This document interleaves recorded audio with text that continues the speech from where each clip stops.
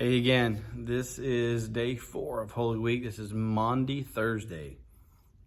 That word Maundy, it comes from the Latin word mandatum, meaning commandments, where Jesus shows his disciples to love one another. There's a whole lot that was happening on this day. You had the Last Supper, you had Jesus washing the disciples' feet, you had the prayer that happened in the Garden of Gethsemane, and then you have the betrayals. There's a whole lot that happened all on this one day.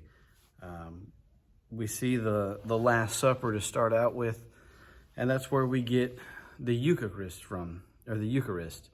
It's also more commonly known as communion. So a lot of times when we celebrate communion, that is actually where it comes from, and it's here found in Matthew. It's chapter 26, and this starts going from verse 17 and going all the way through to verse 75, all the way through the end of the chapter. So there's a very large time span that's covered there, but it's all in that Matthew chapter 26 leading up to where Jesus is then standing in front of Pilate as we go into chapter 27.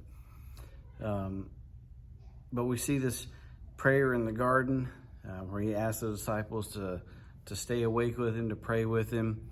And that's where we learn that Jesus didn't really want to go through with the crucifixion. He knew it was going to be painful. It was not going to be fun. It wasn't going to be pleasant. And he asked God multiple times while he was praying there in the garden that if there's any way possible let's do this a different way, if there's another way possible. But, and he always added that in there, not my will, but yours be done.